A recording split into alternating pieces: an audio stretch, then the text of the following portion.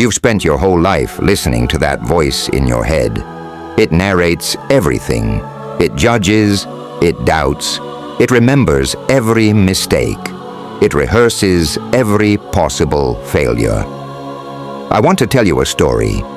There was once a boy named Eli. From the outside, he looked like every other kid. Brown eyes full of wonder, a curious spirit, and a laugh that came easily. But from a very young age, Eli had a constant companion, a voice that lived inside his mind. The voice began innocently enough. "You should try harder," it whispered when he missed the ball in soccer. "Be more careful," it murmured when he spilled juice on the carpet. At first he thought it was helping, that it made him better.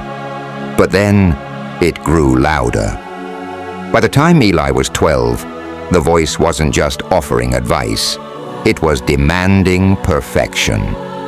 When he got a 92 on a test, it didn't say, "Well done," it said, "Not good enough." Why not 100? When his friends didn't invite him out one weekend, it said, "They don't like you. You talk too much. You're awkward." And slowly, Eli started to shrink. He laughed a little less. He spoke a little softer. He stopped raising his hand in class. He started staying up late, replaying every conversation, dissecting every word he said, wondering if he sounded stupid. As the years passed, that voice became the lens through which he saw the world.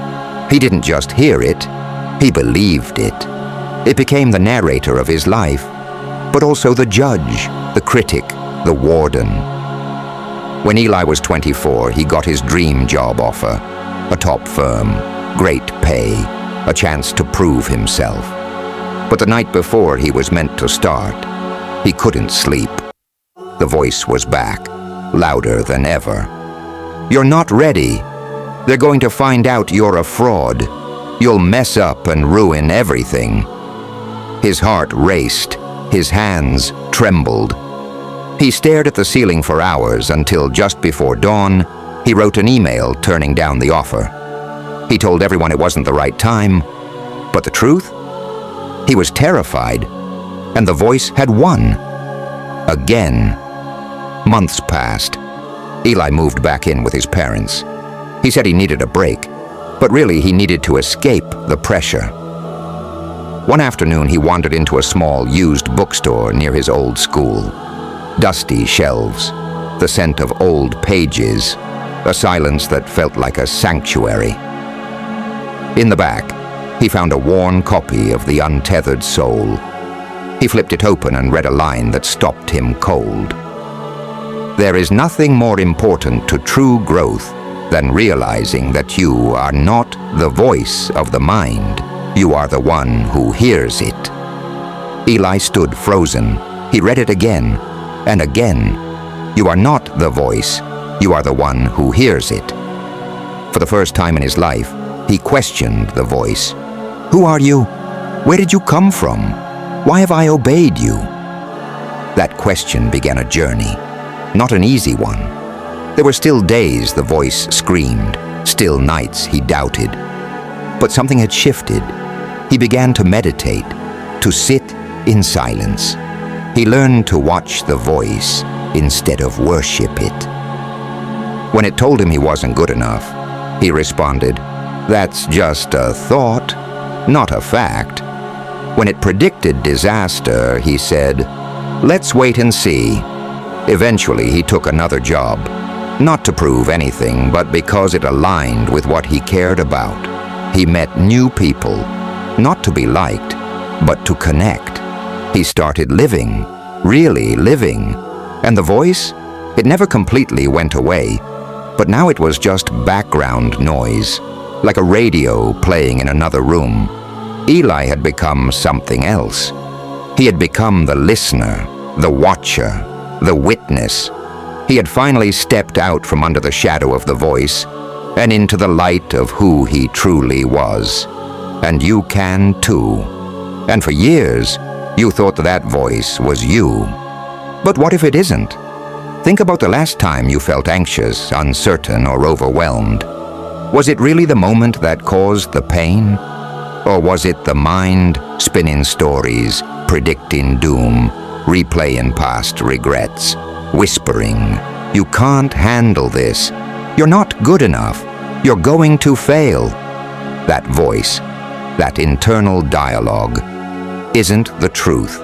It's a script, a conditioned reflex, a collection of fears, echoes of criticism, fragments of societal expectation, all wrapped up and repeated so often that you began to believe it was who you are. But here's the truth.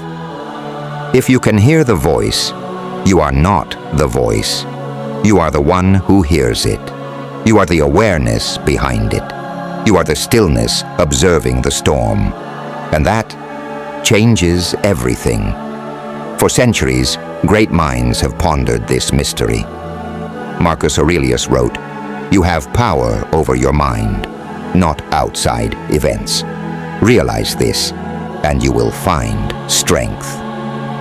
The Buddha taught that suffering comes not from life itself, but from our attachment to the thoughts we believe about life.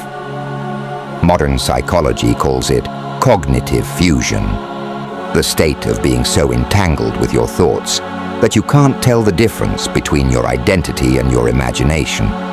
It's like the story of a man who got lost in a dense fog. Every shadow felt like a threat, every sound an omen. He panicked, ran, fell, again and again.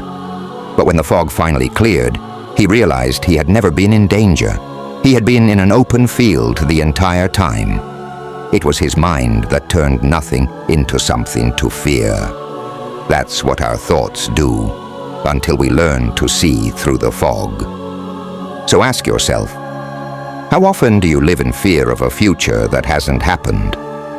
How often does a single negative thought shape your entire day? How many decisions have you made or avoided, not because of truth, but because of a voice? Now imagine this. You're sitting in a room. A radio is playing. It's saying things like, "You're not enough. You're going to mess up. You'll never succeed." Would you believe it? Would you let that radio dictate your life? No, you'd turn it off. Yet, when your mind plays those messages, you accept them without question. Why? Because the mind has been with you your entire life. It has worn the mask of authority. But here's the secret. Just because a thought arises doesn't mean it's true. You are not your fear. You are not your doubt. You are not your past. You are the space in which these things appear and disappear. And once you see this, really see it, you can no longer be controlled by it. Because the truth is, most of our pain doesn't come from life. It comes from the voice we mistake for life. A voice that was shaped by others, parents who were afraid, teachers who didn't understand us, friends who projected their own insecurities, a culture that values perfection, performance, and pretending. Over time, their voices became our own, and we called it identity. But what if your true self isn't what you've been told you are? What if it's what's left when the noise fades? Remember when you were a child before the world told you who to be. Remember the peace of just existing, that clarity, that joy, that presence. It wasn't something you had to create. It was your natural state, and it still is, beneath the noise, beneath the fear, beneath the roles and masks and expectations. You are still there. So how do you return? First, awareness. Notice the voice. Don't fight it. Don't believe it. Just notice. Second, separation. When a thought arises, don't say, "I'm a failure." Say, "My mind is having the thought that I'm a failure." It seems small, but it's everything, because in that moment, you've taken back your power.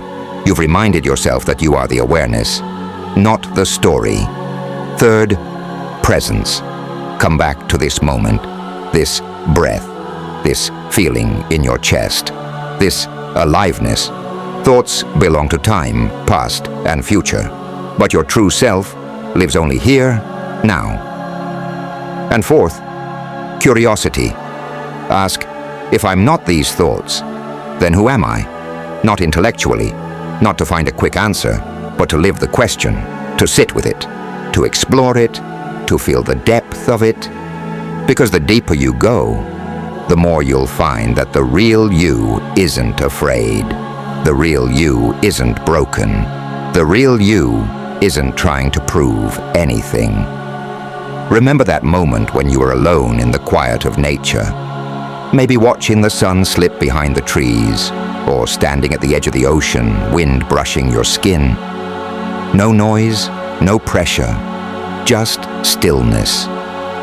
And for a fleeting second, you felt whole.